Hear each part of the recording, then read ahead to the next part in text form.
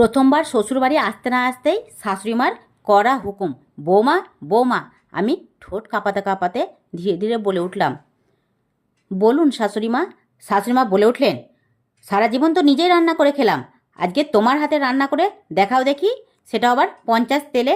এই কথা শুনে আমি তো বুঝতে পারছি না কী যে করব, কারণ 50 তেলের রেসিপি, সেটাও আবার শাশুড়ির মন জয় করতে হবে।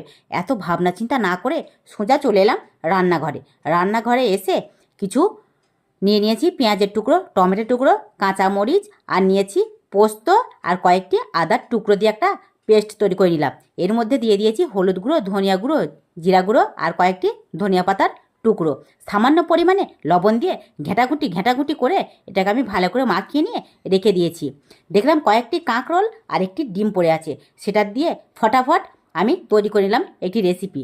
কাঁকরোলের ভিতর থেকে বীজগুলো বার করে নিয়েছি, কারণ বীজগুলো যদি আবার শাশুড়িমার মুখে পড়ে তাহলে হয়তো আবার আমাকেই না দাঁতে পেছে।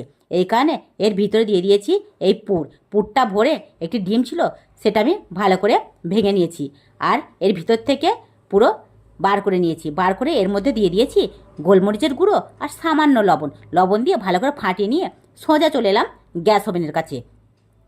গ্যাস ওভেনের কাছে এসে 50 তেল, সেটা থেকে বাঁচাতে পারলে শাশুড়িমা হয়তো অনেক খুশি হবে, এই কথা ভেবে কিছুটা তেল রেখে এর মধ্যে দিয়ে দিয়েছি কাঁকরোলগুলো।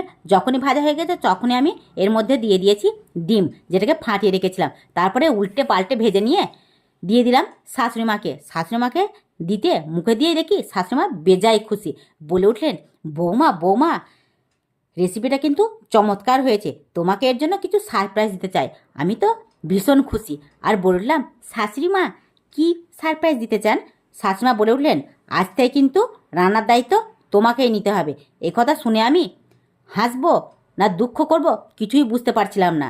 কি আর করব, 32টা দাঁত বের করে বলে উঠলাম, ঠিক আছে শাশুড়িমা, তাই হবে।